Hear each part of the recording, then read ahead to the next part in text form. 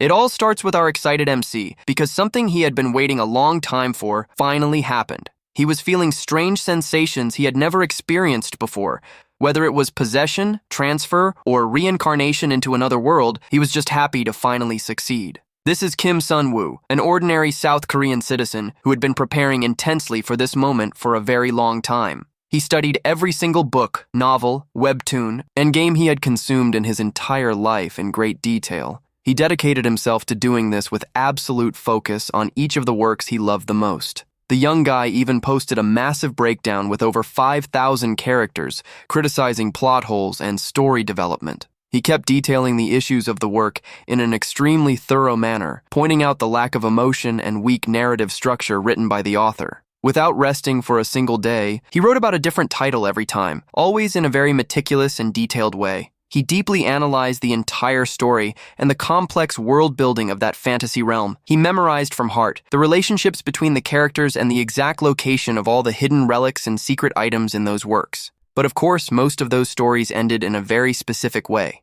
The authors would give up because of the criticism, which made the fans furious, and he ended up getting banned from the communities, but in the end, he won. After so much effort, he finally managed to get transmigrated into another world. Man, I'm jealous, I want that too. Now he just needs to take a good look around to figure out exactly where he landed. He realizes his new body seems to be around 4 or 5 years old, and decides it's time to check his status screen. He reaches out his hand with determination and yells for the status window to appear before him. However, nothing happens, and he stands there confused, waiting for a reaction. The boy realizes this must not be a standard regression story, but decides not to worry too much about it. He remembers that several of the works he criticized didn't have status screens either, but he trusts that time and the skill to rule the world are on his side. Since that's the situation, he decides to start by creating something useful to make a huge fortune. That is how the first week of his transmigration passes in this new 4-year-old body. The young guy discovers that the original owner of this body was named Ivan Petrovich. Furthermore, his parents are humble peasants who cannot read and don't even know the name of their own country. He tries to make soap, thinking it would be a huge innovation, but the experiment turns out to be a complete flop. He ends up getting a spanking from his mom for messing with lye, on top of finding out that soap already existed in that world,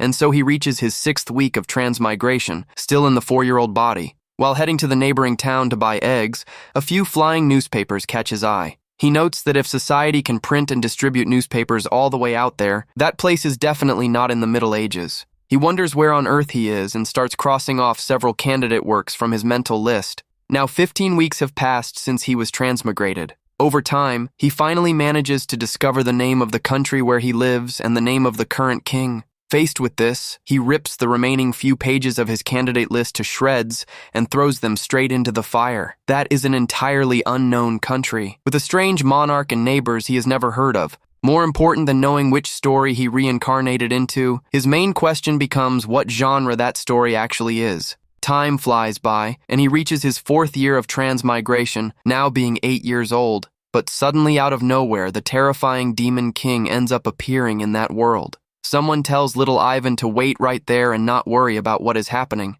Ivan's father tries to reassure him, saying he will definitely return home. Right after that, his father is forcibly taken by conscription officers straight to the battlefield. Starting from that tragic moment, his very sense of identity slowly begins to fade away. 2 years pass, and he reaches the 6th year of his transmigration, now at 10 years old. The boy now follows his mother's guidance and carries out the daily farm chores very skillfully. More time passes, and he reaches the 8th year of his new life, turning 12 years old. He uses all his free time to study, and finally manages to master the written language of that other world. In the 10th year of his transmigration, he is a bit older, at 14 years of age. Suddenly, a very important piece of news arrives directly for young Ivan.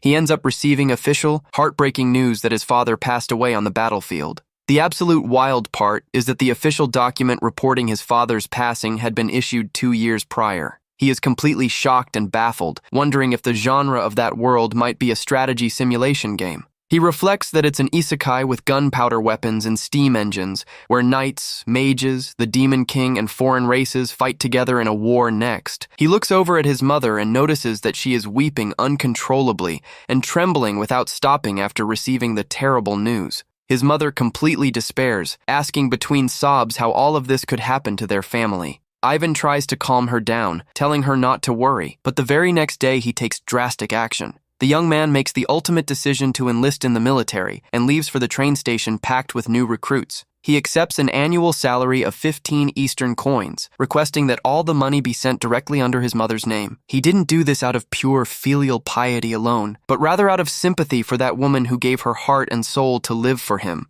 The young man also felt a tremendous amount of guilt for occupying the body of her true son, who was that woman's sole pillar of support. He turns 18 years old, marking 14 years of his transmigration and 4 full years of grueling military service during combat. Ivan notices that his body has an aptitude for fighting far greater than he could have ever imagined. After accumulating several small military achievements on the front lines, he stops being a mere recruit and joins the regular army. However, the front line is pushed back horribly by the enemy, leaving half of the Allied forces completely wiped out by fire. It is precisely during this time of immense desperation that the legendary hero finally makes his triumphant entrance. In that moment of relief, Ivan believes he has figured out the genre of the world he was in, thinking it to be a classic hero RPG story. Although hope seemed to have returned with the hero's arrival, unfortunately, the front line where Ivan was stationed continued to suffer heavily. Their position kept being pushed back tragically under the devastating attacks of terrifying enemy creatures.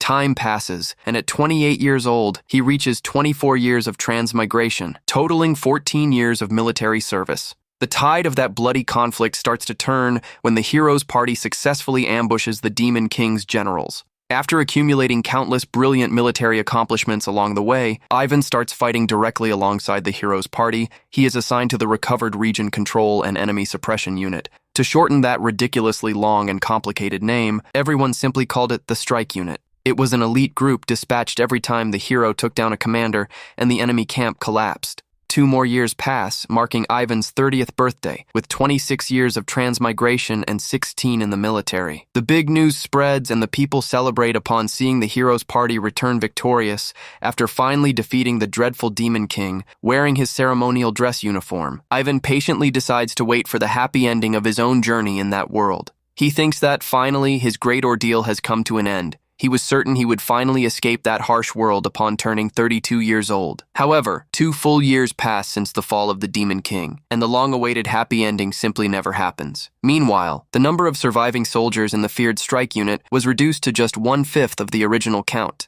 Ivan keeps fighting bravely amid the chaos, even while covered in dirt and visibly worn out from battle. Realizing the clear intention of his superiors to disband the group, he decides to accept one last mission before being discharged from service. That dangerous farewell mission was no different from joining a literal suicide squad. At 34 years old, he hits 3 decades of transmigration, holding on to the hope that this long epilogue will finally wrap up. On top of everything, 10 long years had already passed since his dear adoptive mother departed from this world. Completely alone and with no one left, he decides it's time to return to his old hometown. He resolves to establish an orphanage near the capital and starts taking in various children orphaned by that terrible war. Still, even as time goes on up to the present day, something continues to bother him deeply. The kids play happily at St. Basilicia Orphanage, but the end credits of that story still seem very far from showing up. Ivan sighs a bit grumpily as he tries to focus his mind on other daily chores. He writes in his personal diary that he feels tremendous nostalgia for his old life, confessing that he misses everything way too much.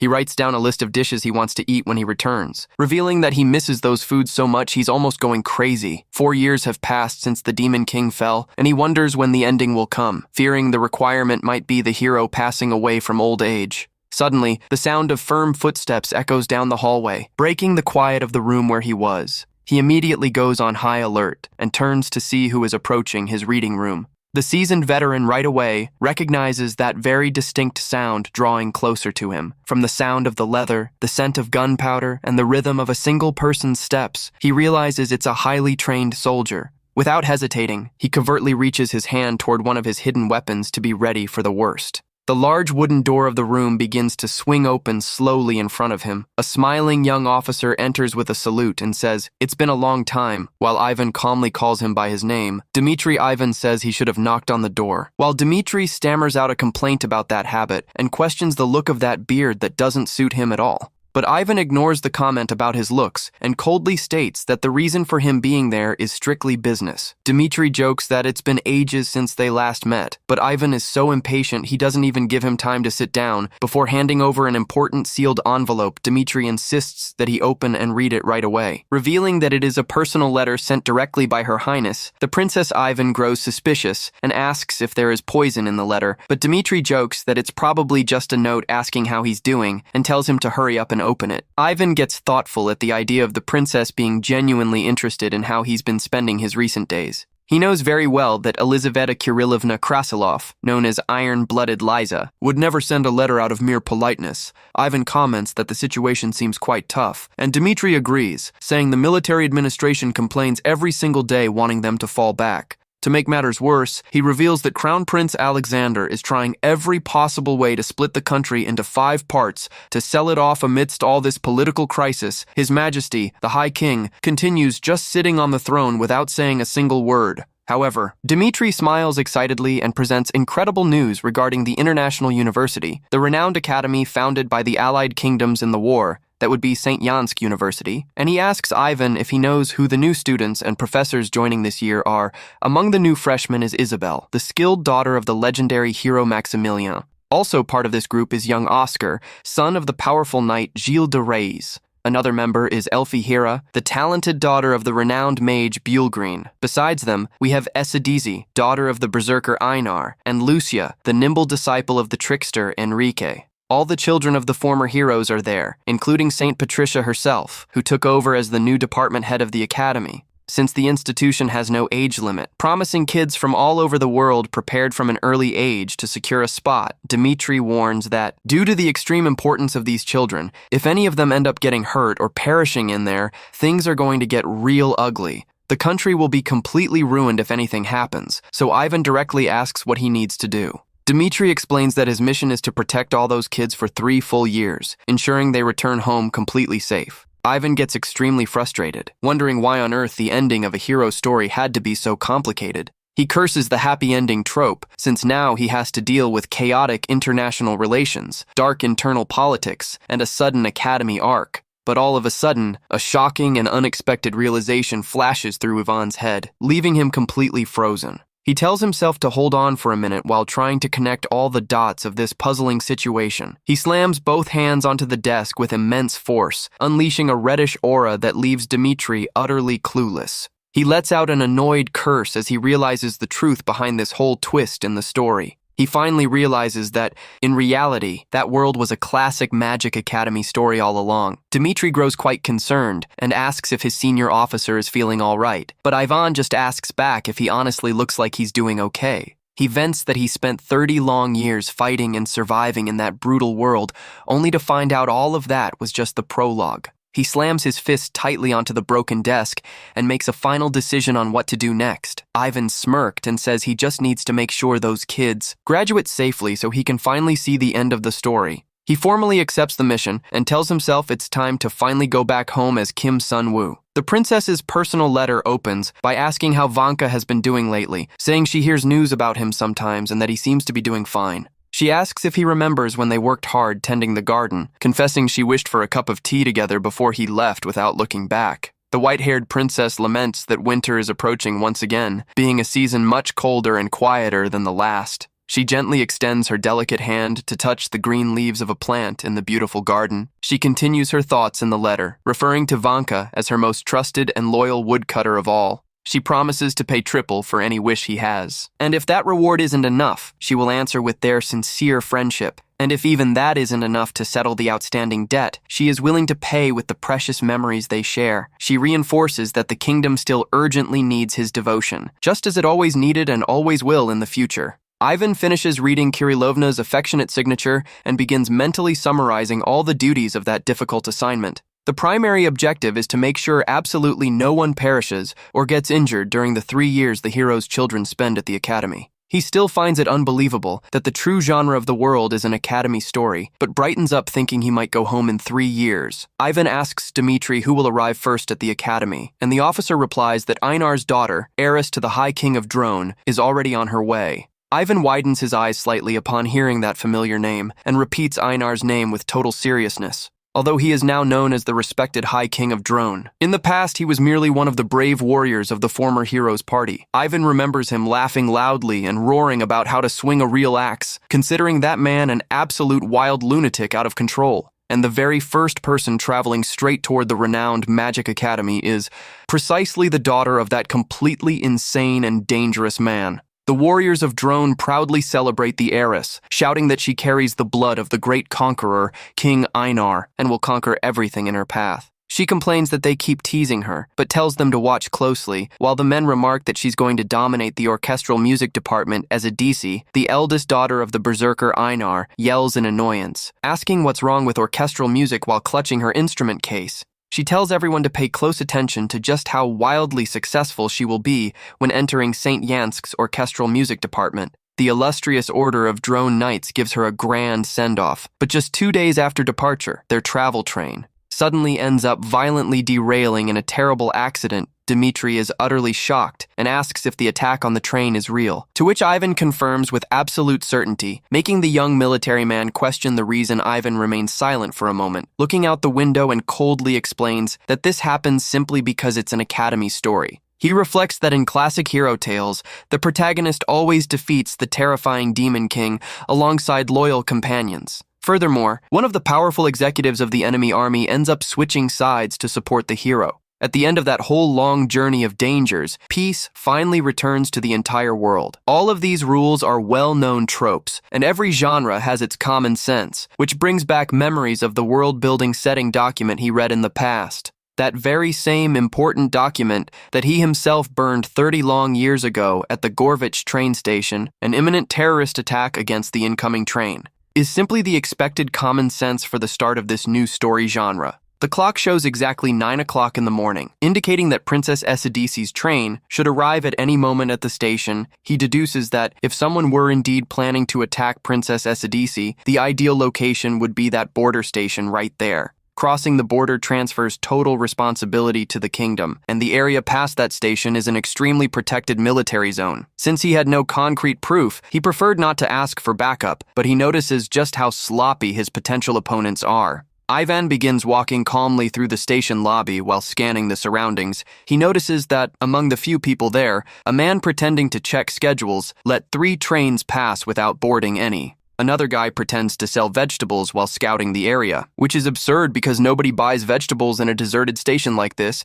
and he even smokes right in front of them. Ivan slowly approaches from behind the man, sitting with his back turned on the wooden bench. The man feels an intimidating presence and freezes completely in fear. Ivan quickly draws his firearm and points it directly at the back of the suspicious individual's neck. The guy breaks out in a cold sweat from sheer nerves and stammers out, asking what the man thinks he is doing. With an extremely cold glare, Ivan simply gives a stern order for him to stay completely silent. The fake vegetable vendor notices the action, yells telling him to stop, and orders him in panic not to move. He finds it ridiculous because from where the other guy was, the gun should have been concealed, so he decides to do a final check. Keeping the weapon aimed, Ivan coldly asks to whom exactly their loyalty belongs. The man at gunpoint goes into total panic and stands frozen, merely muttering in confusion. Without hesitating for even a second, Ivan fires a precise shot that takes down the man instantly. He moves with extreme agility through the smoke of the gunshot, while the other accomplices drop into total despair. He realizes the men aren't royal agents, because professionals would have identified themselves right away. Confirming that the 2 survivors are allies,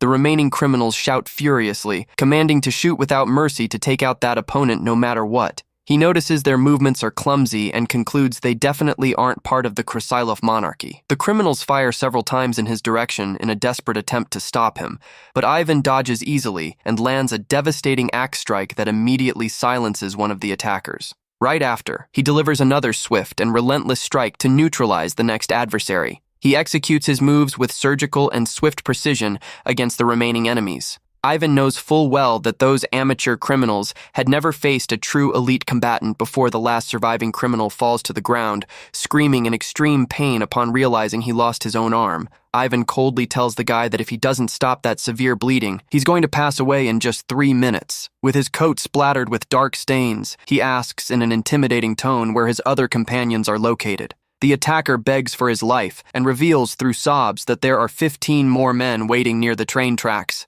The young man frantically warns that their boss is a monster, while Ivan calmly concludes that little group was merely the scout unit. He begs for help, promising to cooperate because he can be very useful, but Ivan simply asks if they knew who was actually aboard that train. He cries out, saying they thought it was just a transport carrying gold bars and goods sent from Drone to the kingdom. The wounded guy shouts, asking if he'll be spared for answering every single question with total honesty. However, Ivan responds with his back turned that there was one lie in his statement, leaving the man in shock and utter confusion. With an unmerciful look, Ivan swings his axe down on the man, saying his lie was precisely the part where he claimed he'd be useful. The station clock shows that it is now exactly 9:53 in the morning. He wipes his hands calmly, knowing that the time required for a member of the strike unit to clean up bodies and bloodstains is merely 5 minutes. After full cleanup, the clock will read 9:58, leaving just 2 minutes for the train to finally arrive. The experienced soldier looks toward the horizon and thinks to himself that this is more than enough time for him to prepare. In another high-class location, a voice asks with concern how Vanka has been doing lately. The officer answers before the princess's desk that Vanka strongly suspects an attack on the train, having been extremely specific about the date and location. She asks if Vanka has some secret informant, but the officer responds that there has been no sign of that over the past 4 years. The officer lets out a nervous chuckle and asks slightly apprehensively if something is wrong with Her Highness. She coldly orders that every single move of Vanka's, even his most trivial action, be properly recorded and delivered straight into her hands. This is Elizaveta Kirillovna Krasilov, the Princess of Krasilov known as Iron-Blooded Liza, who wants to personally review the reports at any moment. She thinks that he remains the exact same as 4 years ago, when he left for his final mission, acting with precision even when basing his actions on mere speculation. As the train advances through the mountains, she feels there is a strong conviction behind all the choices of her former ally. Somewhere close to the railway, a hand firmly grips the explosive detonator, waiting with absolute certainty for the perfect moment.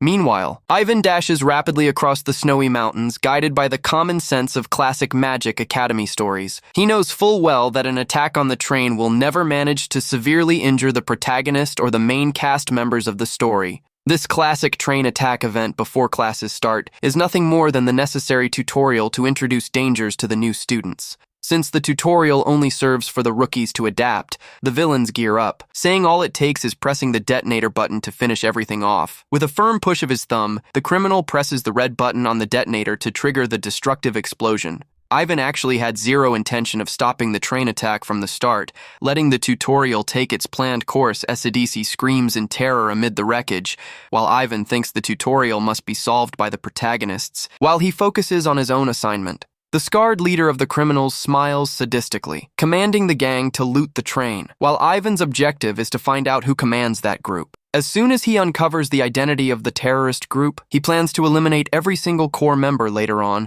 right inside the academy itself. He focuses on avoiding open conflict, preferring to perform strategic intelligence work behind the scenes, silently and precisely. His focus is to track down and completely wipe out all potential future threat factors. This very mindset, representing the true and ruthless style of operation of a veteran member of the legendary strike unit. The derailed train burns amidst a massive column of black smoke rising into the sky in the mountainous region. The criminals laugh loudly out of pure greed, noisily celebrating that they are finally rich because of that major heist. They plan to grind off the royal seal, melt everything down, and sell it on the black market for huge profits, and the leader orders them to sweep the area without wasting time. But suddenly, a bullet whizzes past, grazing the cheek of one of the criminals, putting everyone on high alert and spooked. In the very next second, another precise shot hits the head of one of the attackers in an extremely violent and lethal manner. They get startled by the origin of the shot, but Ivan knows that hesitating at the sound of gunfire is a luxury only the weakest afford themselves. One of the bald men yells furiously, asking who the cursed one responsible for the attack is, showing that their surprised reaction clearly signifies that none of those amateur criminals possesses the skill to perceive the enemy's line of fire. Taking firm and calm steps in the snow with both weapons in hand, Ivan directly asks if that muscular man is the leader of the gang. In total panic, the criminals aim their weapons in his direction and scream frantically, commanding everyone to fire without stopping. But Ivan's focused glare remains unflinching before the impending storm of enemy projectiles flying his way. He activates his advanced line-of-fire perception skill, managing to see the exact trajectory of every single shot. Ordinary firearms don't work against elite combatants. Because they can easily sense the murderous intent in every projectile, Ivan uses his supernatural agility to dodge every single bullet approaching his current position with absolute mastery. While infusing mana into melee weapons to mask murderous intent is easy, doing the same with projectile weapons like bullets is extremely difficult. Because of this major technical limitation, none of the legendary elite warriors in the hero's party used firearms in battle, but, exceptionally, every single warrior belonging to the legendary strike unit carries a handgun. He uses this swift firing tactic to measure with exact precision the true strength level of his opponents on the battlefield. The main objective of this surgical combat method is to rapidly remove the opponents who are visibly the weakest of the gang. The scarred enemy leader screams with extreme hatred and aggressively rushes forward, wielding his two sharp daggers against him. The leader attempts to land rapid strikes, furiously asking who sent him there and where on earth that mysterious opponent came from. However, swiftly and ruthlessly, Ivan manages to catch and firmly hold the leader's weapon arm, making him grunt in pain and shock. He channels his devastating strength and releases a powerful energy blast that hurls his opponent backward with massive violence. The leader of the criminals crashes brutally against the frozen ground, carving a huge crater in the snow from the crushing impact.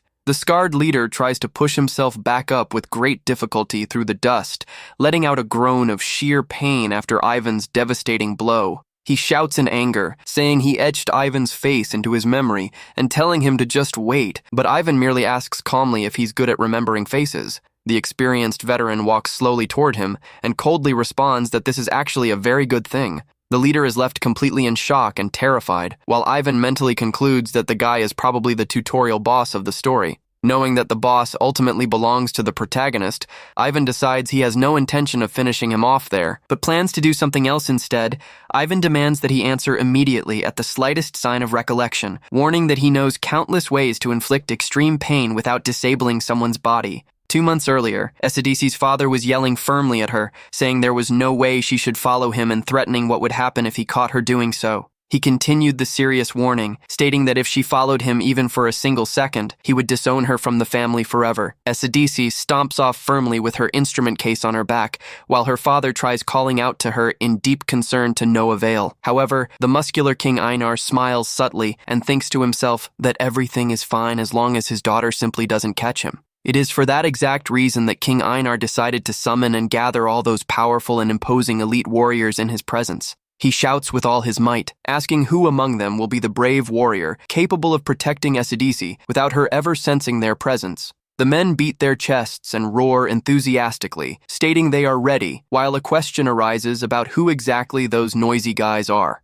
In the past, they were just a violent group of bloodthirsty lunatics, but now they are accepted as brothers by King Einar, who had many followers like that. The king ponders that Esidisi knows the face of every single one of them, and even if they disguise themselves on the train, she would recognize them right away, so they need another plan. With even more energy, King Einar roars, asking who will be the warrior capable of tracking and chasing down that speeding train on their own 2 feet. Without waiting for any payment or financial reward, they shout accepting the challenge, desiring only to offer their unconditional loyalty to their leader. In the kingdom of Drone, these loyal and fearless warriors are known by everyone by the title of the Jarl's Retainers. The housecarls the king celebrates, saying it's perfect, and warns that now they need to pick someone from the group to enroll in St. Jansk University to protect Esidisi Einar, then commands whoever feels completely confident in taking the institution's difficult written theory exams to raise their hand. Faced with the unusual request, the strong warriors start breaking into a cold sweat of dread and whisper in terror that they'd rather choose death over taking a written exam. However, in the middle of that awkward silence of pure desperation, a single hand rises firmly, volunteering for the mission. That would be Mord Eriksson, a fearless housecarl with long red hair, who respectfully states that he will attempt to carry out his Jarl's assignment. His companions get deeply emotional and cry with pride, telling him not to worry because the written test shouldn't be that hard anyway. Einar shouts enthusiastically, saying that is excellent, and officially names his brother-in-arms as the new freshman in the physical education department. Mord responds to his leader with determination, shouting that he swears to protect young Esidisi with his own life if necessary. And so, 2 months ago, this muscular man managed to secretly infiltrate the premises of the prestigious Magic Academy. To everyone's surprise around him, he passed the entrance exam with stellar marks and managed to join the physical education department. Obviously, his written theory test result was extremely low, barely scraping by with the absolute minimum passing score required for admission. The evaluators of the practical test were left slack-jawed and with expressions of pure shock upon witnessing his performance. He managed to pass because he shattered every record in the practical physical evaluation, making people question if he's even a student due to his absurd stamina. After all, he is a legitimate housecarl, and things begin to change drastically on a certain cold day in the month of January. The new physical education student ran desperately alongside the train tracks for 2 whole days straight, without stopping to rest or sleep. Mord grinds his teeth while running furiously, thinking for Esadisi to wait for him, wondering which filthy scoundrels dared touch his dear niece. Meanwhile, inside the destroyed train car, a weak voice lets out a groan of pain amid the scattered glass shards. Esadisi complains of pain on the floor of the train car and wonders in confusion what could have happened that was so terrible to their travel train. She starts sweating out of pure nerves and frantically wonders if the train was attacked by some band of local bandits. She despairs, not knowing what to do, remembering that she set off without any personal guards because she threatened to disown anyone who dared follow her. Suddenly, her eyes light up as she spots the case of her beloved musical instrument tossed amidst the wreckage of the car. She hugs her violin with great affection and says with relief that she was super worried about the possibility of it breaking in the crash. However, her eyes widen in horror upon hearing a sudden and menacing noise coming from the entrance of the train car. The compartment door is smashed and kicked open with violence, causing the young girl to let out a sharp squeal of pure shock. Covered in dust and terrified, she cowers, shielding her precious violin while trying to stammer out some words. A malicious, terrifying laugh echoes through the entrance as a heavy hand rests on the side of the broken doorway. The armed criminals enter smirking and mock the situation upon realizing there is only a defenseless young girl inside that wrecked car. Back at the tracks, the leader of the bandits groans in extreme pain lying on the ground and begs with difficulty for Ivan to just end his life already. Ivan coldly says that it's all right and that he definitely won't pass away right now, but the man continues desperately pleading for death. Ivan brings the sharp blade of his axe close to the guy's face and calmly tells him to stop talking about such scary things. The criminal lets out a deafening shriek of pure agony as the veteran continues applying his ruthless interrogation technique. Ivan begins pouring a green potion over his wounds, making the man desperately beg for him to stop that cruel torture. The man lets out a deafening shriek of pure agony while Ivan thinks about what frontline soldiers hate most in life. Terrible rations, grumpy veterans, arrogant commanders, the enemies themselves, and the dreaded healing potions. Nobody understands pain better than someone who has already endured it, and the criminal screams in despair, pleading for him to just chop off his arm once and for all. In the past, the nurses used to tell young Petrovich not to say scary things about chopping off his arm, reminding him that his body was a national treasure. He used to yell back, enraged and in massive pain, questioning who on earth treated a true national treasure in such a cruel manner. A nurse would tell him to endure one more bottle and to speak up if it hurt, though she wouldn't stop, leading Ivan to avoid serious injuries ever since that terrible experience. That cursed medicine made a person endure all the pain of a slow recovery all at once, being identical to that famous albothal liquid back in Korea. After testing the effect, he found another use for the potion, receiving high praise from his strike unit teammates while the enemy called him a demon. The process of healing with the potion, interrogating, and healing again makes the man howl in pain, proving that terrifying method is actually... The prisoner cries, begging for death and swearing he knows nothing else. Proving that cruel technique works like the ultimate truth serum, Ivan coldly states that he must live, since as the probable tutorial boss of the story, there is no real reason to end his life right there. He gently carries him back toward the train, but notices that since the guy doesn't remember who ordered the attack, he's merely a low-level henchman. Ivan grows suspicious and wonders if the mastermind behind it had cast some kind of perception-blocking spell on that man's mind. Suddenly, his combat instincts kick into high gear upon detecting the approach of a new and dangerous line of fire. He tries to quickly identify where the enemies are aiming in an attempt to hit him, realizing it's not between his eyes. In fact, the massive incoming attack is heading full force directly at his whole face. A thunderous impact occurs, kicking up a massive cloud of dust and debris all over the surrounding scenery. He quickly concludes that against that specific type of opponent, it makes zero sense to try using a firearm. The fact that the enemy can hurl giant boulders with such raw physical power proves he is considerably stronger than expected. A massive explosion of dirt and rocks happens at the impact site, destroying everything that was in the projectile's path amidst the dense curtain of smoke and dust that formed. Ivan's imposing silhouette remains completely steady and untouched.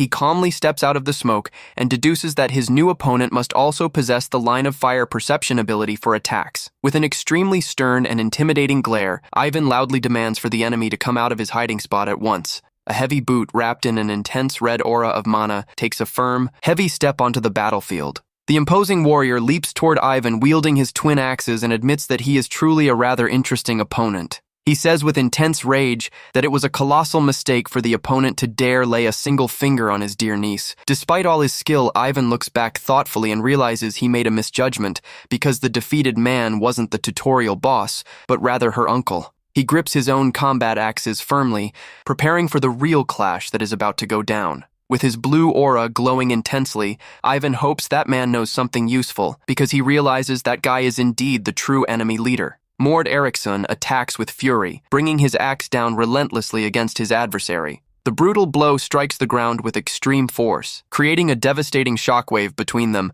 Ivan blocks the attack with difficulty and finds this entire situation super strange. He realizes his opponent is way too strong, while trying to quickly reposition himself for combat. Ivan spins his hand axe skillfully to defend against the enemy's heavy blows. He wonders if he miscalculated his predictions. Since this was supposed to be just the story's tutorial, Ivan finds it absurd for someone with such high combat capability to be participating in a train robbery. He starts suspecting that maybe there is someone insanely powerful pulling the strings behind the scenes. A violent impact takes place in the middle of the clash, generating a blinding flash between the fighters. Ivan grows tense as he recalls that Princess Asura is one of the main leads in this world. Furious, Mord shouts out the name of his beloved niece Easy while continuing to hurl his strikes. He leaps enraged with his axe, screaming desperately that he needs to save the girl no matter the cost. Suddenly, a crashing sound of destruction occurs on top of one of the train cars.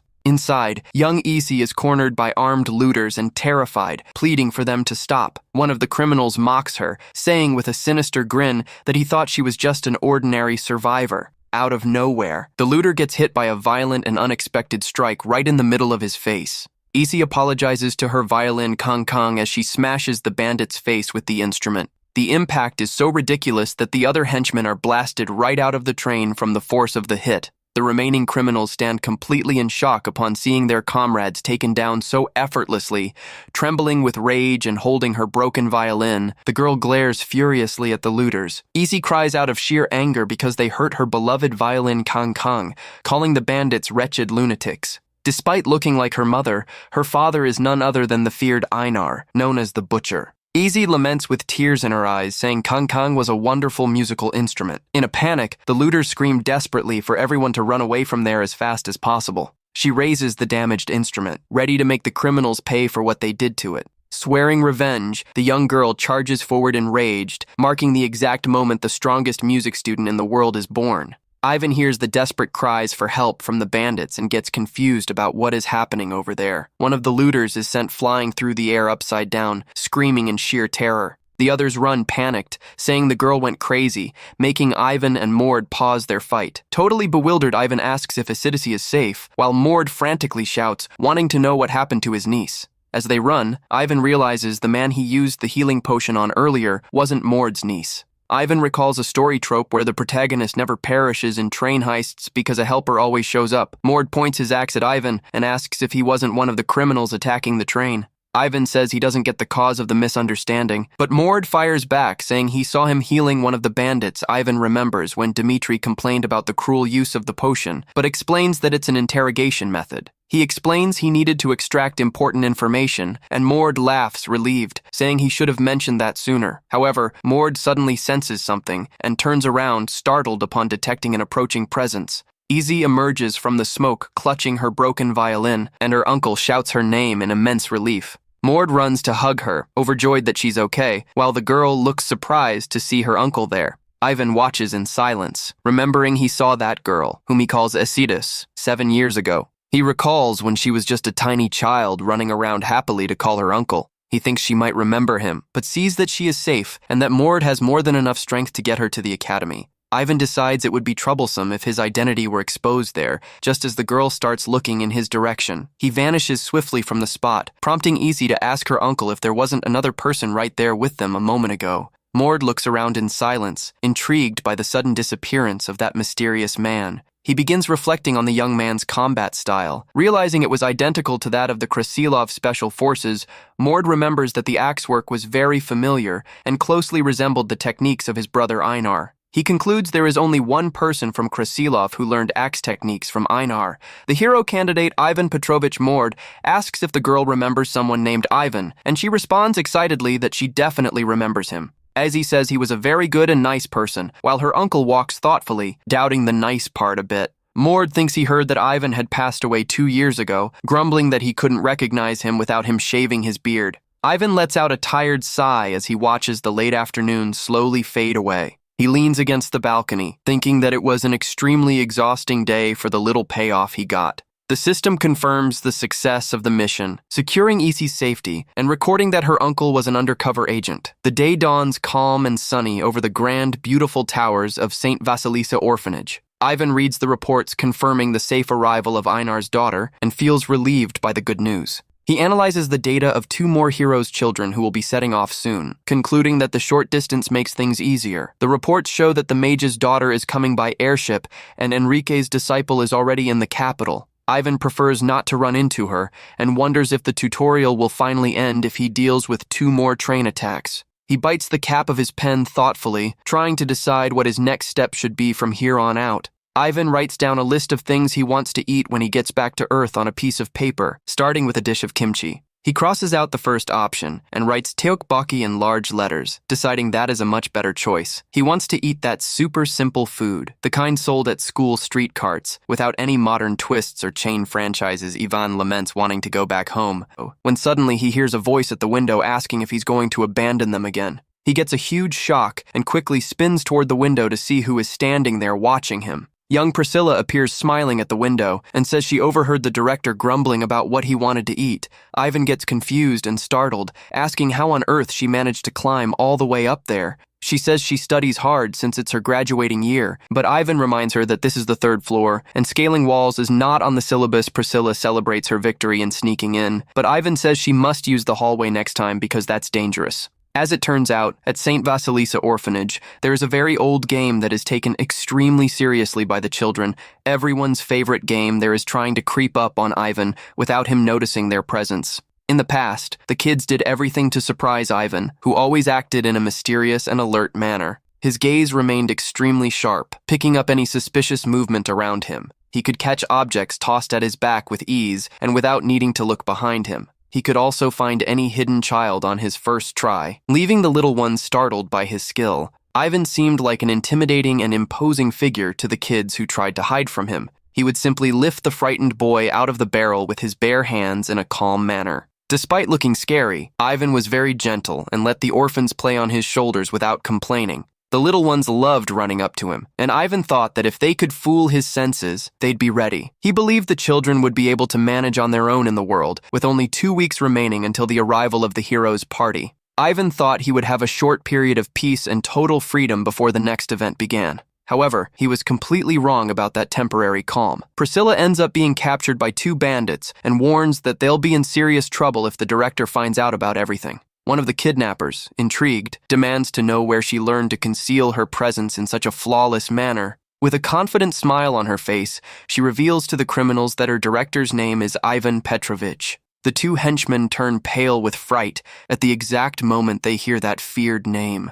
They try to play off the panic by laughing loudly, pretending that of course they've heard of that common name before. The kidnapper tries to calm down, saying that Ivan and Petrovich are just extremely common names in Krasilov. Suddenly, a dark voice commands them to stop for a second, leaving the 2 henchmen apprehensive. A mysterious woman slowly approaches in the dark and demands to know exactly whom she mentioned. With tears in her eyes and terrified, Priscilla tremblingly whispers that she was talking about the director. The woman displays a cross-shaped scar on the palm of her hand, making Priscilla remember Ivan. She repeats the name Ivan Petrovich with an enigmatic look, knowing exactly who it refers to. At the orphanage, the nuns run desperately to inform Ivan that Priscilla was abducted, and he says he remembers her. There is a handprint with a cross scar on the clothes left behind by Priscilla, which is the mark of that terrifying person.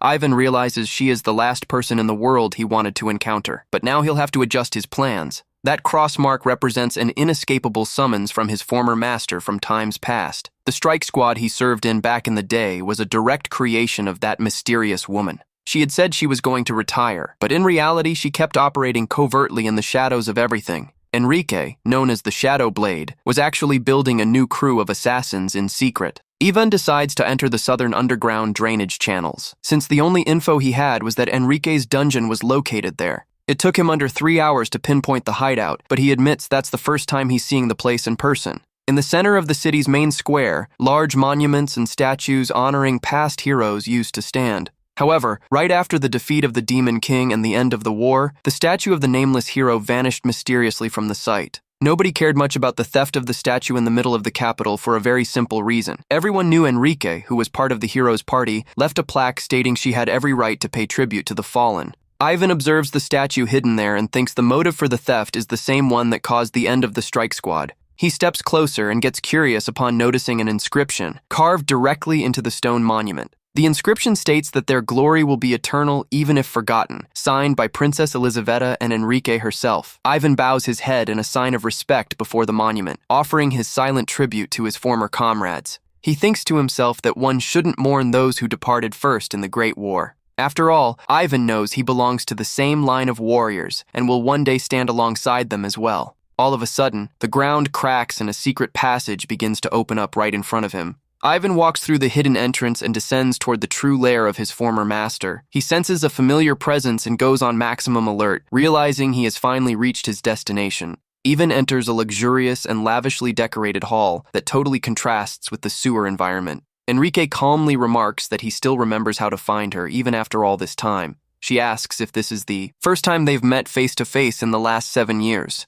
The former assassin of the hero's party, Enrique, smirks and fondly calls him Little Ivan. 100 years ago, she betrayed the vampire who bit her, drank his blood, and wiped out the monster infestation. In the Prijankaya region, Enrique was the creator of the strike squad and is considered Ivan's grand master. She teases Ivan, noting that he hasn't taken a single sip of the cup of coffee that was served. Ivan says he doesn't mind if it gets cold, recalling that he comes from a country where people usually drink iced coffee. He gets straight to the point and asks where Priscilla is, making Enrique laugh at his straightforward attitude, as always. She asks him not to show so much hostility right at the start of a civilized conversation. Enrique smiles, revealing her sharp fangs, commenting that all that aggressiveness makes him look messy. Ivan ignores the provocation and discreetly places his hand on the handle of his weapon, ready to act if necessary. With a dark glare, she asks if she didn't teach him that displaying hostility is a weakness typical of prey. She reassures him that she didn't bite the girl and that she is safe, asking him not to worry so much.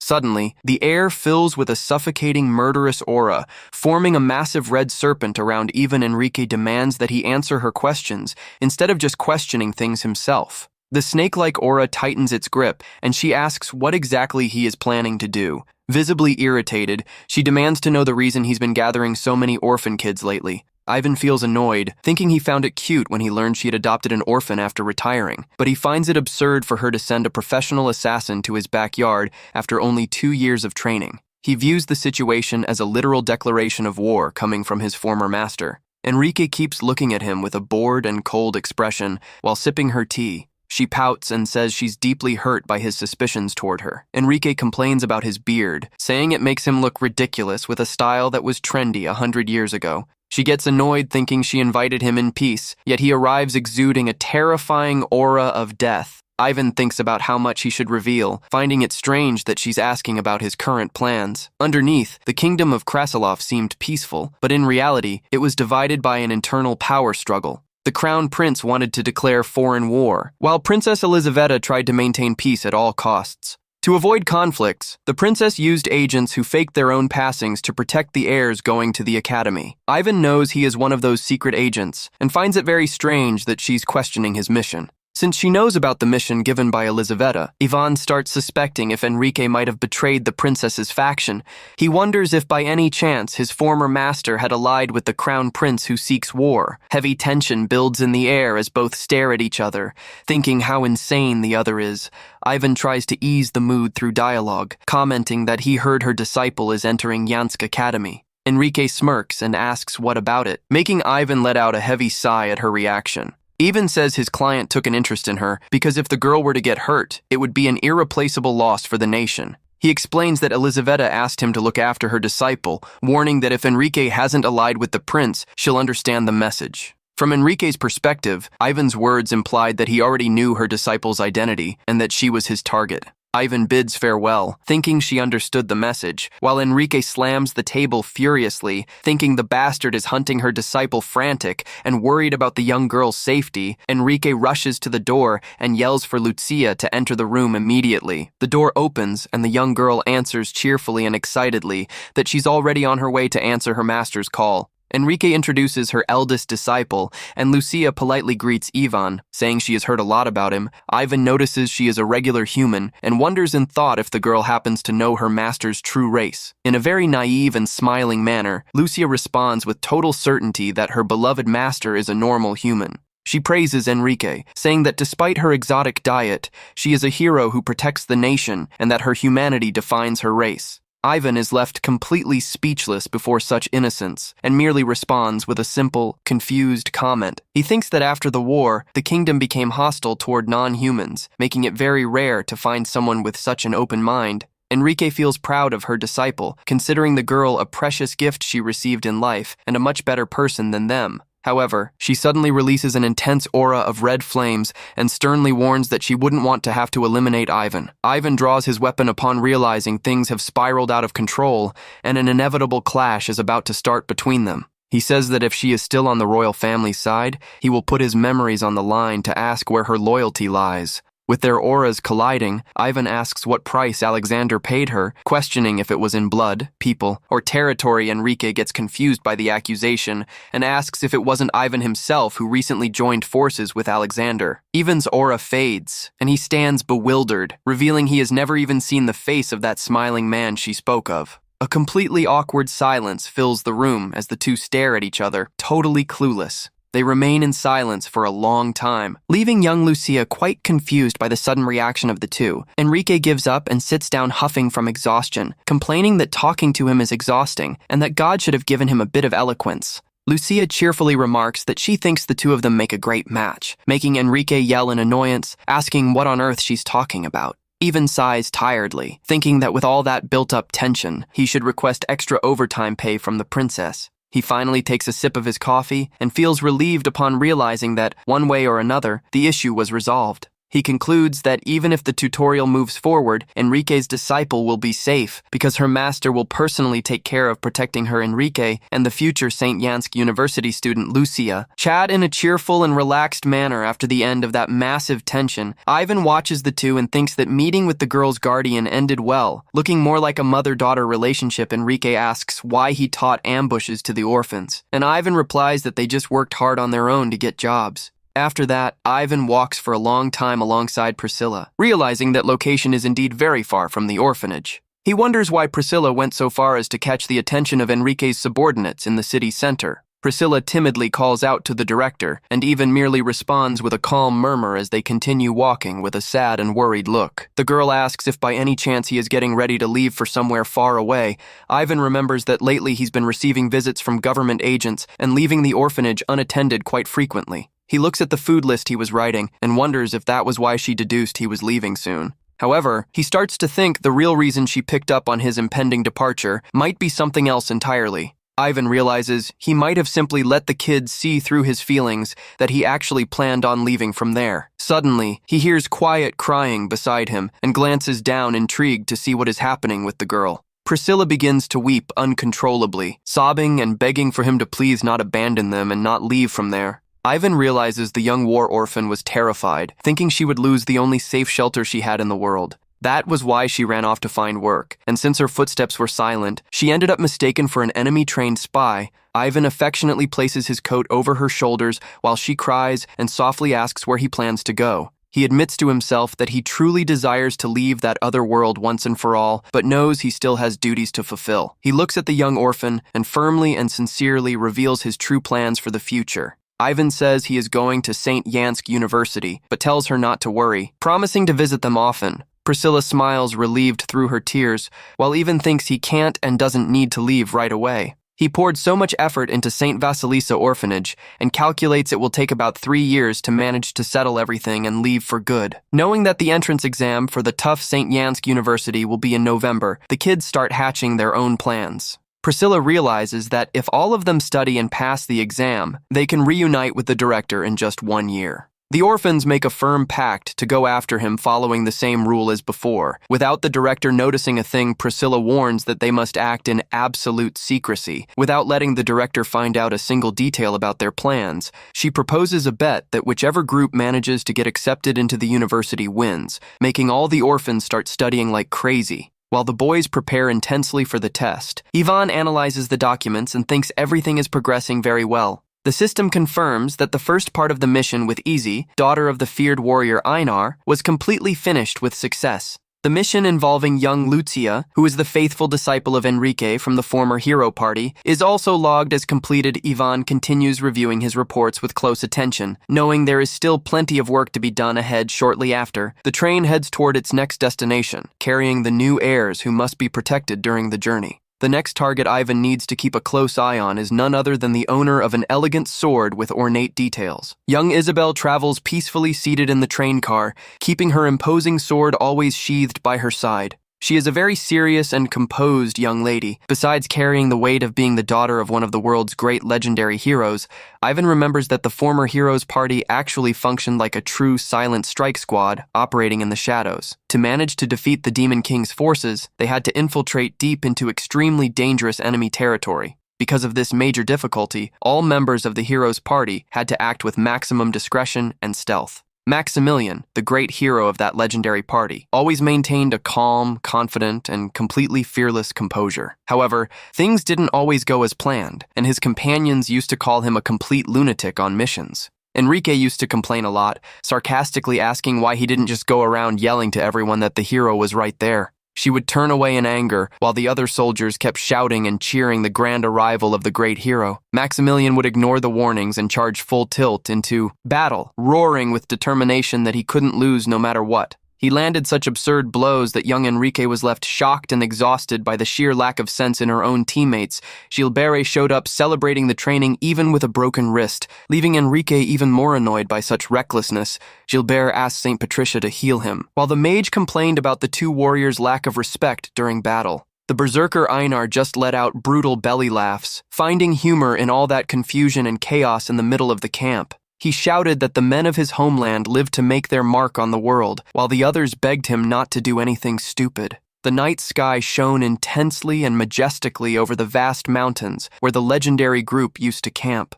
Suddenly, a devastating strike sliced through the heavens with a deafening crash, destroying everything in its path. Right after, hordes of furious monsters began emerging from every direction, swarming the group like a nest of hornets. Ivan remembers very well that ridiculous escape they had to pull off to flee from the Demon King's army and his iron generals. After the dust settled, a solitary single star shone intensely right in the center of that sky that had been ripped open. The hero pointed toward that glowing spot in the sky with a proud and satisfied smile on his face. He happily said he had torn open the sky itself, proving what kind of eccentric and unpredictable man Maximilian was. Gilbert claimed he cut even further. While Einar bragged about splitting an entire mountain in half with his raw power, Enrique mocked Einar, saying using fancy words didn't make him smarter, arguing that cutting something with precise shape was harder. Ivan concludes that the hero's party was a bunch of total nutjobs, and the hero Maximilian himself was undeniably the worst and most insane of all. Despite all his boundless madness, Maximilian was also the warrior who shone brightest among everyone else. He risked everyone's life just to tear open the night sky for no apparent reason during the mission. Later, he confessed he did it just because he wanted to see the stars better, making Ivan admit he really didn't like that hero. That man defeated the Demon King 4 years ago and vanished from the world right after, severing any contact with everyone. Ivan thinks that although people still remember the legendary hero, they are slowly forgetting the man named Maximilian. Back to the present inside the train, one of the passengers nervously asks if something is bothering Ivan in any way. Ivan glares coldly at all the suited men sitting around him, leaving them completely tense and jittery. He lets out a heavy sigh, realizing he ended up getting involved in yet another extremely annoying and troublesome situation. On the day he returned from Easy's attack, Dmitri commented in surprise that the terrorist attack actually took place exactly as he had predicted. Dmitri was fascinated by his ability to guess the exact day, hour, and location where the terrorists' attack would occur. He offered to send 5 agents to help him next time. Making Ivan realize he ended up raising unnecessary suspicions, Dmitri asked, intrigued, how he managed to build such a perfect intelligence network without anyone in the government knowing about it. Ivan merely predicted the attack based on story tropes, but to the officer it looked like he had a massive secret agency behind him. He knows he doesn't need to reveal the truth, since he firmly believes a man's authority always stems from mystery. However, the consequences of that mysterious decision ended up being much worse than Ivan could have imagined. Ivan ended up receiving the help of 5 clumsy agents who were actually sent just to watch his every move. He gets annoyed upon noticing the spies wearing identical suits in the car, grumbling that he can't take so much stupidity anymore. Ivan questions the suspicious behavior of the recruits, who decided to squeeze all together even with plenty of other empty seats in the car. He stands appalled by the rookie's amateurism, wondering how he'll manage to retire in peace with such clumsy agents. Ivan puts on an intimidating stance and starts lecturing them, saying that at their age, things were way different. Dark smoke from the locomotive rises toward the clear sky as the train continues its rapid journey along the tracks. The iron wheels of the locomotive spin at high speeds, making the train rattle as it charges forward non-stop. Upon arriving at the station, the completely exhausted and terrified rookie recruits politely bid farewell to Ivan, just as he had ordered. Ivan unloads all his fury, teaching how a true soldier ought to act, while the rookies suffer thinking he talks way too much, utterly traumatized. The recruits complain that the director is a monster who talked for 18 hours straight without pausing for a single second. Ivan watches the young men flee frantically down the station hallways and feels relieved to see they finally retreated. He knows Dmitri sent the spies to watch him, but used the exhausting lecture as a flawless excuse to get them out of there. Ivan's plan was to dispatch them so they could protect Oscar, the son of the famous knight Gilbert, at the academy. He feels satisfied realizing he managed to shake off surveillance and protect the hero's party at the same time, killing 2 birds with 1 stone. Ivan watches from a distance as young Isabel walks purposefully through the station, carrying her travel bag to board the train. Isabel maintains a cold and distant demeanor, ignoring everything around her as she prepares for the long journey. Already inside the train car, the girl rests her face on her hand out of boredom, watching the scenery pass by outside the window. Her butler tries to reassure her, telling her not to worry, but gets abruptly cut off by the young girl's hostile reaction. Swiftly and aggressively, Isabel firmly grabs the man's wrist before he can finish saying what he wanted. With a scary glare of pure hatred, she commands the useless servant to shut his mouth immediately, leaving a tense atmosphere in the car. She coldly orders him to get out of there and disappear from her sight because she can't stand looking at his face anymore. Isabel watches the servant walk away and calls him an idiot, grumbling softly under her breath, turning back to look out the window. The butler exits the compartment and shuts the door quietly, keeping his head lowered in a suspicious manner. As soon as he is alone in the hallway, the man's expression shifts completely into a demonic face full of fury and sharp teeth. That express train had departed from St. Matalin station and was moving at high speed straight toward the capital. Ivan observes the passengers in silence, remembering that region was a dangerous military zone due to being close to the front line against the demons. Thanks to all that security reinforced by the military, the train's route was constantly monitored. He analyzes the railway map and calculates that, out of all the stations, there are only 3 points where a terrorist attack would be viable. The first part of the route passes during dusk, making it a great spot for ambushes, but the train passes without a single incident. In the second part, during the pitch-black night, mounted bandits could easily assault the train, yet everything continues in total peace and quiet. Ivan slips his hand inside his coat and firmly grips his combat pistol, gearing up for the worst. With his eyes glowing intensely in the dark, he prepares for the final stretch of the journey, where danger is imminent. The train car keeps rattling, and the passengers continue traveling peacefully, completely unaware of the danger lurking near them. Ivan looks around and realizes nothing unusual is happening inside, keeping his guard high and vigilant. He starts getting confused by the calm, wondering if he miscalculated his predictions that there would be a terrorist attack in the tutorial. Ivan thinks if meeting Acidity was purely coincidence, but knows Academy stories always follow the same standard tropes. He grinds his teeth annoyed, starting to suspect that Cursed World might not be a simple Academy story. Ivan despairs, thinking if that chaotic other world where he landed even has a real ending for him. As the train nears its final stop, people start running in panic, shouting that there is an armed terrorist pointing a weapon at them. He ponders if the story's ending was only meant for the protagonist, and if the hero didn't actually vanish, but simply returned to his own world, with his eyes glowing with determination. Ivan wonders what might have happened to the people of that world who were left behind. He remembers his old life on Earth as Kim Sunwoo, and wonders what will become of him if he remains trapped there. Locomotive smoke invades the dark platform of the station as the train begins to slow down bit by bit. Ivan clenches his own hands with hatred, thinking he despises this whole situation and doesn't want to stay trapped in that fantasy world anymore.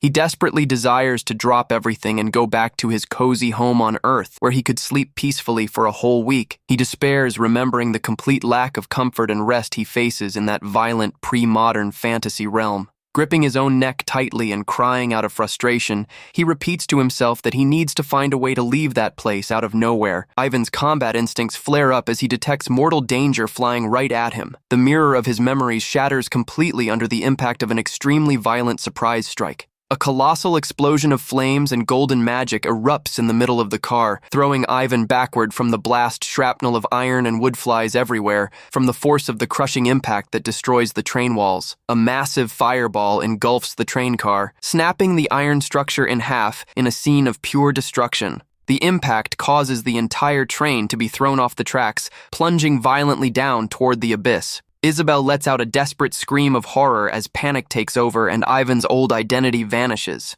He assumes control over his emotions as Ivan Petrovich, feeling his mind, his heart, and his fingers turn cold. His focus becomes as icy as Krasilov's harsh winter and as endless as that pitch-black night. Ivan acts with calm and surgical precision, realizing the tutorial isn't over yet and that his calculations were correct. He leaps amid the train wreckage under the light of the full moon. Preparing to handle the impending disaster, Ivan displays a wild and focused smirk on his face, knowing the ending of that story still remains the same. The wreckage of the destroyed train lies scattered across the dark mountain slope, following the terrible crash. A thick curtain of smoke and dust begins to rise slowly through the twisted iron framework of the car. Isabel wakes up groaning in pain amid the debris, trying to recover from the heavy impact of the accident. She opens her eyes slowly, completely disoriented and bewildered by the destruction. Unable to grasp what happened there, Knight Diane August holds her up with difficulty, coughing up dark spots and asking if she is finally regaining her senses.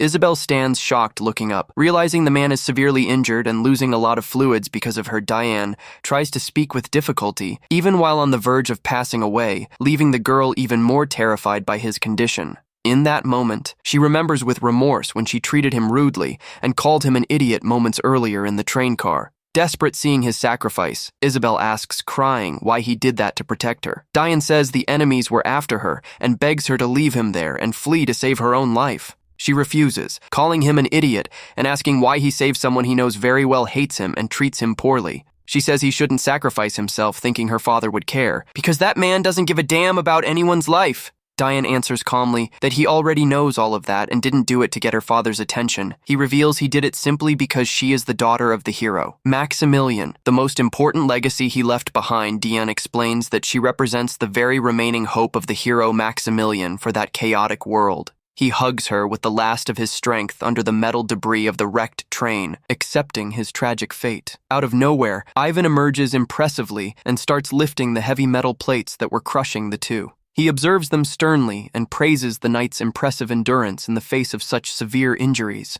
Diane agonizes in pain as the weight is lifted off him, letting out a muffled groan of suffering. Ivan asks what the brave knight's name is, and he answers with difficulty that his name is Diane August. Diane asks who the mysterious man who saved them is, and the MC introduces himself coldly as Ivan Petrovich. Ivan directly asks if he wishes to stay alive, and Dion replies that he would very much like to, if possible. Hearing the answer, Ivan pulls out a bottle of green potion with agility and pops the cap off without hesitating for a single second. Ivan holds the military healing potion and coldly warns the knight that the recovery process is going to hurt quite a bit. Officially, Diane August endured all the terrible agony of that instant healing through enviable willpower. In reality, he howled in pain and begged for death, promising to reveal all the secrets of his order if he stopped the torture. He screams Isabel's name in absolute desperation due to the excruciating pain the healing potion causes on his wounds. Diane starts deliriously rambling from pain and curses the girl, making Isabel lose her patience and land a hard punch on his face. The knight takes the blow straight to the cheek, drooling and turning completely dizzy from the impact of her punch. Diane starts calling for his mother in his delirium, and Ivan warns that the shock caused regression. Telling Isabel to reflect on her punch, Ivan warns that the mountain ambushers will be coming down soon. Telling her to carry the knight while he takes care of the battle, Isabel draws her sword with determination and claims she also knows how to fight, but Ivan just glares at her in total silence. Despite her confident pose, the girl's hands tremble violently as she holds the hilt of her sword in fear. Ivan says her aptitude is good, but won't be necessary. Leaving her annoyed by his audacity to speak so casually, Ivan walks away with his back turned, grumbling that her personality resembles her mother's, making Isabel ask if he knew her father. Ivan tells the survivors to gather up, light a campfire, and cover themselves because the winter night in that place will be brutal. Isabel asks if he really plans to head out alone into the forest without even knowing who their true enemy is. Ivan keeps walking into the darkness and responds very coldly that this is also none of her business. He makes it clear that she shouldn't worry about his tactics,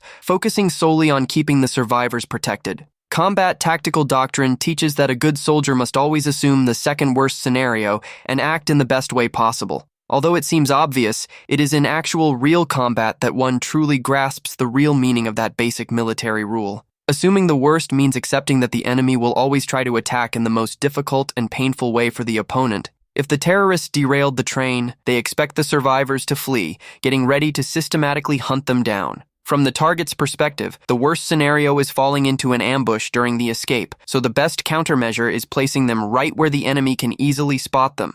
Upon seeing the target exposed by the campfire, the enemy pulls back troops that were scattered through the forest to shift tactics from tracking to encircling. As soon as they regroup and begin surrounding the victims, that exact moment arrives when Ivan acts to achieve the best result in battle. Assuming the worst and acting in the best way means that if the opponent is the worst possible type of adversary for the protagonist, he must adapt. To face a relentless enemy, Ivan understands he himself must transform into the worst possible nightmare for those men in the forest. Summarizing the whole strategy, he simply decides to unleash against the pursuers the exact type of attack he himself would most hate to face. Ivan uses the strike unit's precision pistol shooting technique to strike at long range and turn the danger right back onto the enemy. The enemy soldiers advancing through the woods are caught completely off guard by the gunshot. One of their pursuers shouts frantically that Inoff was hit, furiously demanding that the mysterious sniper show himself once and for all. However, the enemies quickly try to reorganize amid the chaos to keep the plan of encircling the main target near the campfire. Ivan realizes that, in a dark forest like that, the torches the men carry serve only to reveal the exact location of each one of them. The fire acts as an excellent target beacon, and one of the men screams in dread as he gets surprised by a brutal axe strike from above. Another soldier panics at the rapid approach and screams with all his might for the intruder to perish while pointing his gun in his direction. Before the opponent can pull the trigger, Ivan swings his axe down with incredible force, splitting the enemy in two in an instant. He continues his relentless push through the forest, landing swift and precise strikes that drop the remaining soldiers in a matter of seconds. With melee combat wrapped up at the secondary fire, Ivan resheathes his weapon at his belt extremely fast. Ivan lets out a tired sigh while looking at the bodies of the defeated scouts scattered across the muddy ground of the dark forest. A well-planned surprise attack by the strike unit is capable of completely destabilizing an unprepared squad of soldiers. This efficient tactic allows a single, well-trained combatant to surround and eliminate an entire group of opponents without being detected. A soldier reports they were attacked again and that 3 men fell to axes, frustrating the captain who sent the troops toward the gunshots. Ipolos, the centurion of the Imperial Guard, gets thoughtful upon seeing the search team easily taken down, considering it might be a tiny elite force. The The Centurion begins listening to new distant gunshots echoing from the west and north directions. Attempting to track the exact origin of the gunfire sounds, he realizes the sounds are slowly creeping closer to his current position and begins suspecting if the intruders know where they are camped. Resolved to handle the situation himself, Ipolos reaches out his hand authoritatively and commands the soldier to hand over his weapon immediately. Faced with his subordinate's surprise, the captain points the pistol upward and fires once, breaking the tense silence of the forest. With an extremely annoyed and focused glare, the Centurion concludes with absolute certainty that the enemy attacking is just one single man. The soldier finds that impossible and argues that they clearly heard multiple gunshots, but the captain cuts him off, asking if he still hasn't figured it out. In the darkness of the dense woods, several nearly invisible tripwires were strategically strung between the trees around the area. The Centurion reveals that it's all a trap, where guns attached to wires on the trees fire automatically whenever someone trips over them. He shouts enraged, explaining that every single one of those shots they heard actually came from the very tripwires triggered by their own soldiers. The soldier stands shocked upon realizing the opponent's level of cold calculation. The devious plan worked flawlessly, using the distraction of the false gunshots to lure the search team straight to their end at Ivan's hands. Ipolos understands that the first shot served to test if he had line of fire perception, and that the following shots were bait to draw them in. The subordinate wonders if all of that could be the work of the hero's daughter, questioning who else would be capable of pulling off such a brilliant solo operation. The Centurion recalls the immense, absurd military power of the legendary hero, knowing his daughter would be a monster, even with just half that strength. He then unsheathes his blade and commands them to gather all the soldiers immediately to hunt down that cursed intruder in the middle of the forest. Ipolos firmly warns that he will move separately from the rest of the group, leaving his subordinate confused and quite surprised by the decision. A sharp gunshot sound echoes through the night once more, startling the birds that fly away from the treetop canopy toward the starry sky. Meanwhile, at the makeshift camp, the trembling survivors around the campfire start dropping into despair and crying from sheer fear. Isabel tries to calm Dian August, asking him to pull himself together, but the knight keeps rambling wildly because of the potion, laughing and talking about fireflies. In the middle of that nonsensical chat with her injured partner, Isabel suddenly hears the sound of approaching footsteps and widens her eyes in shock. The demonic Centurion emerges impressively from the forest shadows, calmly walking toward the small group gathered around the fire. He formally introduces himself as Ipolos, former elite Centurion of the 6th Infantry Division of the Imperial Demon Guard. Ipolos stares at the blonde girl with a menacing look and asks if she is the hero's daughter, making it clear he will personally take care of eliminating her. The icy moonlight illuminates the dark night over the dense forest, highlighting the atmosphere of maximum tension settled over that inevitable confrontation. Far from there, Ivan mentally calculates that, excluding the captain who possesses line of fire perception, the total enemy force stands at 50 men, with his hand heavily stained from previous fights. The MC firmly grips the handle of his combat axe that is dripping onto the ground. Ivan looks around at the scouts who were just wiped out and coldly concludes that part of the plan is practically wrapped up. With the targets in that area properly taken down, he puts away his dark-stained combat axe back into his belt with total ease and composure. Despite his initial success in taking out the patrols, Ivan feels his thoughts have grown even more tangled regarding the direction things are taking. Ivan reflects that, since the main characters are enrolling, this phase should be just the tutorial, but the difficulty at this start is ridiculously high. He remembers that Asadisi's tutorial was so simple, it could be cleared with one hand tied behind one's back, since only weak goons hijacked her train. On the other hand, Isabel's situation is terrible, as making it out of a train buried by a mudslide on its own would already be a huge challenge for her right after. A horde of elite enemies shows up to attack without the game's combat system even being properly taught to the player. To make matters worse, the boss who appeared is Ipolos, an insanely powerful opponent who can masterfully utilize line of fire perception. Ivan knows some games have mandatory losses in the tutorial, but those demon soldiers were genuinely trying to eliminate Isabel in cold blood. The girl wouldn't stand a single chance of surviving unless a non-playable support character showed up to help her out in combat somehow. At that moment, he stops walking as a sudden realization hits him, questioning if he himself ended up becoming that support character in her story. Ivan wonders if he is just a minor side character who won't even be listed in the end credits when this long journey comes to its close. He ponders if he won't be entitled to an ending of his own, and if he'll never find a viable way to return to his true reality. Ivan sees two major issues: why the tutorial got so hard, and whether Isabel would really perish if she didn't get help from a support character. With his face and hands still marked from combat, he concludes there is only one practical way to get answers to all these questions. From high up on a tree branch on the hillside, the MC watches from afar, the bright glow of the campfire where the survivors and demons are located. The hostages watch in horror as Ipalos walks over calmly and says he made thorough preparations, precisely because she is the daughter of the legendary hero. With a mocking smirk stamped on his face, the centurion points his sword toward the blonde girl and coldly asserts that she is extremely weak. Ivan watches the scene from a distance and thinks to himself that, even if Isabel were about to meet her end right there, he would need to make a tough call. He had initially determined that, under no circumstances or pretexts, should he intervene directly in the hero's daughter's personal battle. With a determined war cry, Isabel dashes forward, delivering a vertical slash, but the terrifying centurion blocks the attack with ease. Ipalos says there are always fools like her, model students who memorize manuals thinking that will make their strikes faster and smoother in practice.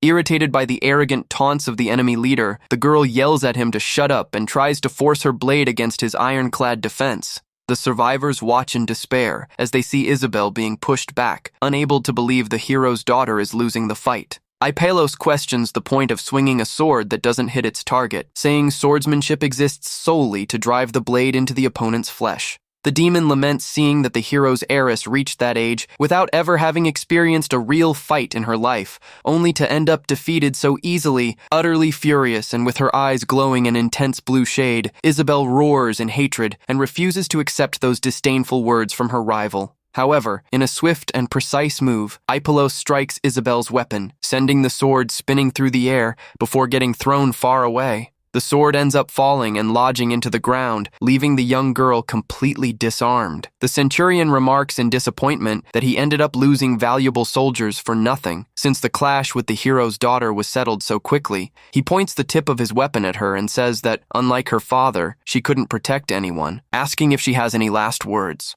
On the verge of being executed in the forest, Isabel whispers softly the words about the hero, remembering the lessons she carries in her wounded heart. She recalls with clarity the important piece of advice she received in the past, warning her never to do everything just to transform into a hero. She remembers that they call someone a hero, not for being the strongest of all, but for being the bravest. While seeing Diane August watching her from afar, the knight's oath sworn over a decade ago explicitly stated they shouldn't become heroes so as not to forget their weaknesses. That solemn oath was uttered before the young warrior set off for the battlefield, emphasizing the importance of recognizing fragility. Even having lost consciousness amid that terrible ordeal, those sacred words of the king still echoed deeply in the knight's heart. The promise said to put oneself in the shoes of the weakest and look at the world through their eyes, this being the noble oath of the kingdom of Thales. Facing imminent doom, Isabel finally accepts her protector's advice and decides to admit once and for all that she is indeed a weak person.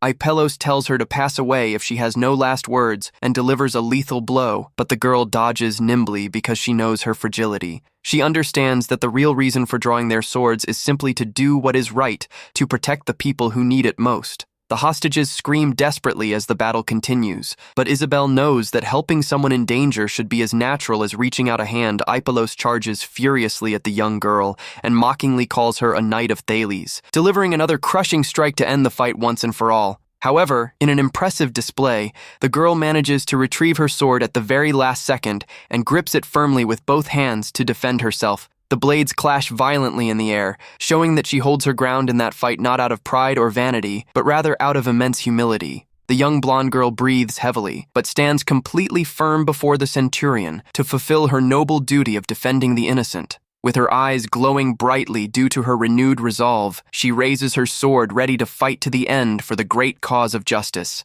Isabel leaps nimbly and charges against Ipalos, initiating a rapid flurry of sword strikes. The girl moves at incredible speed, managing to rival the strength of the demon centurion. Completely stunned by the sudden shift in his opponent's stance, Ipalos yells in rage, unable to understand how she got so strong all of a sudden. With flawless concentration and her eyes fixed on her opponent, the blonde girl prepares a thrust attack straight toward the opening in her rival's defense. Isabel's sharp blade drives forward with remarkable speed and pierces the centurion's shoulder in a strike of extreme precision and physical power. The precise strike pierces through the demon's body under the full moonlight, causing dark fluid to spray as the enemy leader roars in pain from the wound. The centurion groans in pain as his fluid begins dripping heavily onto the muddy ground, letting out a faint and quite tired laugh. He reflects on the irony of his fate, thinking that his body was pierced first by the legendary hero and now, many years later, by his daughter lacking the strength to stay standing.